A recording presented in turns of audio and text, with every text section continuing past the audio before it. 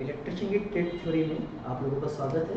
मैं विवेक मेहता। आज हम लोग जो डिस्कस करेंगे वो बहुत इंपॉर्टेंट चैप्टर डिस्कस करेंगे इलेक्ट्रिशियन ट्रेड थ्योरी का, जिसको बोलेंगे हम डीसी सर्किट या बोलेंगे डीसी परिपथ। हम लोग जो है हम अगर इलेक्ट्रिकल की बात करते हैं, यहाँ पे दो तरह की सप्लाई यूज़ करते हैं। एक सप्लाई यूज़ करते हैं डीसी, जिसे बोलते हैं डायरेक्ट करंट, हिंदी में दिष्ट धारा, और दूसरा जो है वो होता है एसी, जिसे बोलते हैं हम अल्टरनेटिंग करंट, और हिंदी में बोलते हैं उसके प्रत्यावर्ती धारा। तो आज हम लोग जो डिस्कस करेंगे वो डीसी सर्किट डिस्कस करेंगे। ये बहुत इंपॉर्टेंट चैप्टर है एग्जाम के पॉइंट ऑफ व्यू से, और हमें इलेक्ट्रिकल के पॉइंट ऑफ व्यू से भी अच्छी तरह से समझना पड़ेगा। तो यहाँ पर हम कुछ लॉस की बात करेंगे कि क्या क्या लॉ हम लोग डीसी पे अप्लाई करते हैं। तो पहले लॉ की बात करेंगे हम बात करेंगे ओम्स लॉ, ओम का नियम, ओम्स लॉ। जर्मन वैज्ञानिक जीएस ओम ने 1857 ईस्वी में डीसी परिपथों में विद्युत धारा, डीसी करंट या करंट, विभवांतर, वोल्टेज तथा प्रतिरोध, रेजिस्टेंस के बीच में एक संबंध स्थापित किया था, एक रिलेशन बताया था।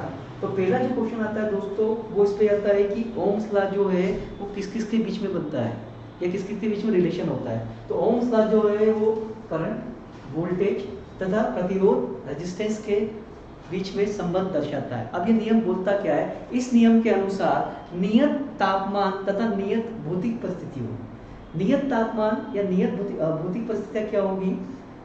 जहां पर फिजिकल कंडीशन या भौतिक परिस्थितियां क्या होगी? समान होगी। जैसे मैंने बोला एक वायर लिया, अब मान लीजिए इसकी लंबाई 5 मीटर है, मैंने इसे बीच में से कट कर दिया, तो ये बचा 2.5। दोस्तों मैंने देखा यहाँ पर कि इसकी लंबाई मैंने कम कर दी।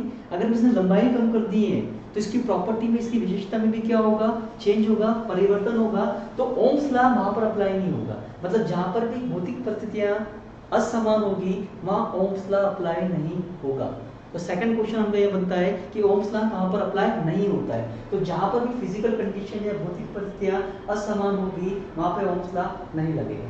अब हम लोग जो है वो आपकी स्लाइड में दिख रहा है, हम लोग डिस्कस करते हैं नियत तापमान तथा नियत भौतिक परिस्थितियों में किसी बंद विद्युत डीसी परिपथ में। बंद विद्युत मतलब क्या? आप लोगों को दोस्तों पता है कि जो करंट होता है उसकी विशेषता होती है, उसकी प्रॉपर्टी होती है कि वो तभी प्रवाहित होता है जब सर्किट क्या हो? बंद हो, क्लोज्ड हो, तभी करंट क्या होगा? इसके अंदर प्रवाहित होगा। तो ये बोल रहा है कि किसी बंद परिपथ में के सिरों पे उत्पन्न होने वाला, मान लीजिए आपने यहाँ पर एक प्रतिरोधक ले लिया और इस पे वोल्टेज अप्लाई, मतलब वोल्टेज अप्लाई करा, तो इसके सिरों पर जो विभवांतर उत्पन्न हो रहा है वो समानुपाती होता है किसके? करंट, है ना। तो हम ये बोल सकते हैं कि किसी बंद डीसी परिपथ में, स्टॉप कर लेना, बंद विद्युत डीसी परिपथ में किसी प्रतिरोधक के सिरों पे उत्पन्न होने वाला विभवांतर, उसमें बहने वाली धारा मतलब करंट की क्या होगा? अनुक्रमानुपाती होगा या समानुपाती होगा। देखिए दोस्तों आपकी स्क्रीन पे डिस्प्ले हो रहा है V समानुपाती I, ठीक है।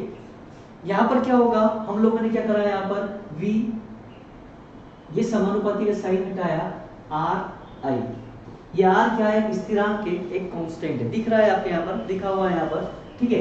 यहाँ पर से हम बोलेंगे कि V by I equal to R। तो यहाँ पर हम लोगों को एक रिलेशन, एक संबंध मिल गया है वोल्टेज, रेजिस्टेंस और करंट के बीच में, ठीक है। यहाँ पर जो वोल्टेज है इसको हम अगर मापेंगे तो वोल्टेज को अगर हम मापेंगे तो इसको वोल्ट में मापते हैं, आर है प्रतिरोध है, रेजिस्टेंस जिसे हम ओम में मापेंगे, और आई जो है वो करंट है जिसे हम एम्पियर में मापेंगे, ठीक है। आपकी स्क्रीन पे दिख रहा है, डिस्प्ले हो रहा है यहाँ पर। दूसरा हम लोग जो है ओम्स लॉ का एप्लीकेशन देखेंगे, इसका एप्लीकेशन या इसको हम कहाँ पर अप्लाई करते हैं, इसका अनुप्रयोग क्या करते हैं, इसका यूज क्या करते हैं। तो ओम्स लॉ का जो एप्लीकेशन है वो हम लोग मेनली डीसी सर्किट के अंदर रेजिस्टेंस की वैल्यू मेजर करने के लिए ओम्स लॉ का प्रयोग या उपयोग या यूज करते हैं।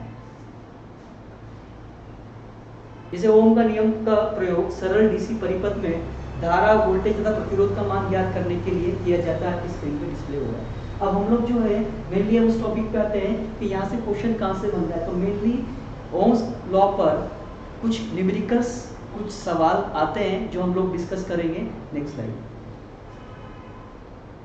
ठीक है, आपकी स्क्रीन पे पहला क्वेश्चन दिख रहा है। यहाँ पर पहला क्वेश्चन है,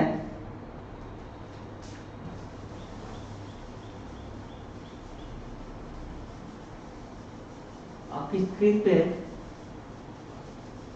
पहला क्वेश्चन दिख रहा है, यदि किसी 20 ओम के प्रतिरोधक में से 2.5 एम्पीयर मान की विद्युत धारा प्रवाहित हो रही हो तो उसके सिरों पर उत्पन्न होने वाला विभवांतर का मान ज्ञात कीजिए। देखिए फिर से क्वेश्चन पढ़िए, यदि किसी 20 ओम के प्रतिरोध में से, तो यहां पर जो है आपको प्रतिरोध गिवन है,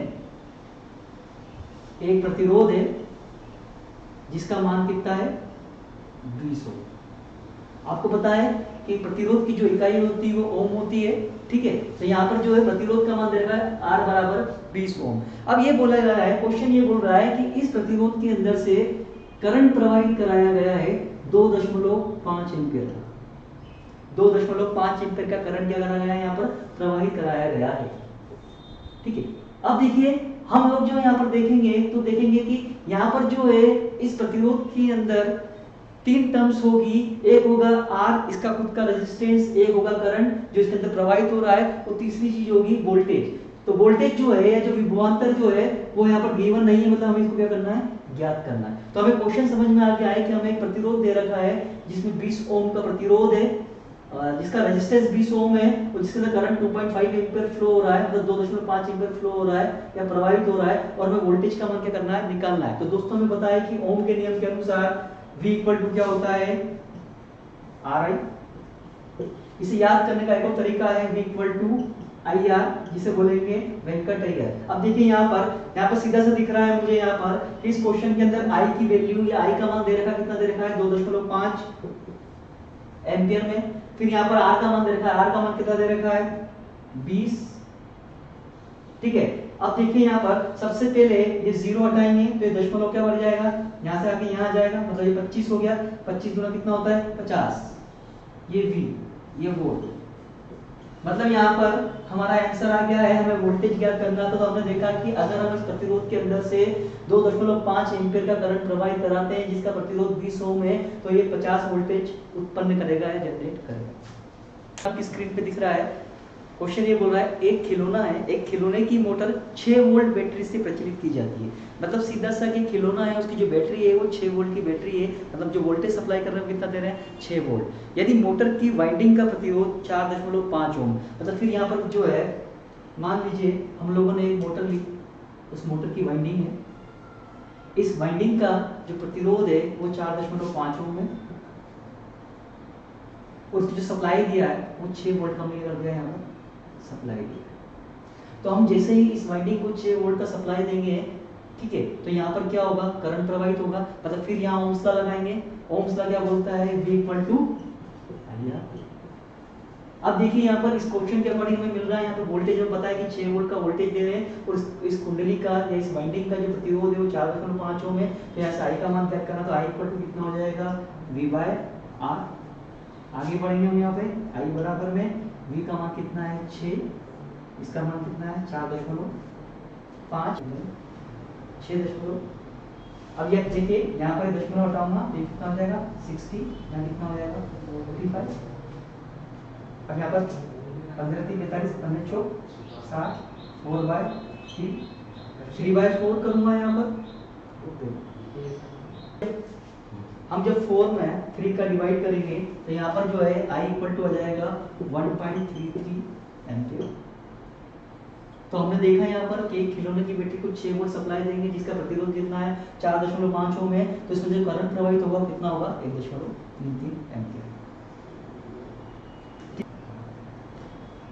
नेक्स्ट क्वेश्चन बोल रहा है कि एक हीटर है, ठीक है, एक विद्युत हीटर है जो 230 वोल्ट सप्लाई हम उसको क्या कर रहे हैं, दे रहे हैं। मतलब हीटर को हमने जो है 230 वोल्ट सप्लाई दी है और उसके अंदर से 7.5 एम्पीयर 7.5 एम्पीयर करंट क्या हो रहा है, प्रवाहित हो रहा है।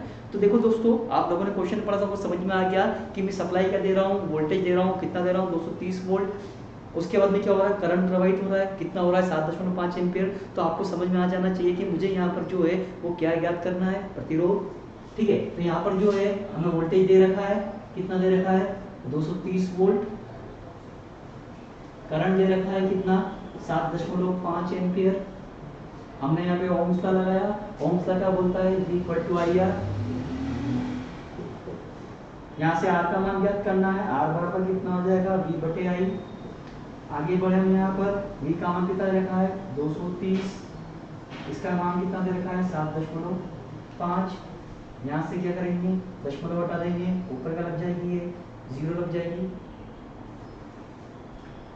ऊपर का लग जाएगी, जीरो लग जाएगी। इसको सॉल्व कर लेंगे, ठीक है। देखिए यहाँ पर जो है ये दिखा है कितना वोल्टेज कितना दिया है, मैंने 230 दिया है, करंट कितना दिया 7.5 एम्पीयर दिया था। मैंने कुछ नहीं करा है, मैंने यहाँ से दशमलव को हटाया है, यहाँ से दशमलव लगाऊंगा तो ऊपर क्या होगी, जीरो पड़ जाएगी। और जब मैं 75 में 2300 के अंदर भाग दूंगा तो हमारा जो आंसर आएगा वो आंसर आएगा 30.33 ओम।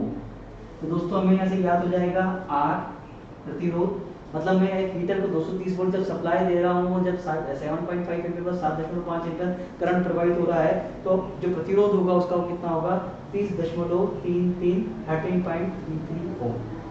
ठीक है, डिस्कस करा है वो एक सिंपल क्वेश्चंस लगाया है ओम्स लॉ के, हमने ओम्स लॉ देखा है। इस पे जो दोस्तों कम से कम 1 या 2 क्वेश्चन क्लासेस के मतलब एग्जाम्स के अंदर बनता है, थ्योरी एग्जाम्स के अंदर।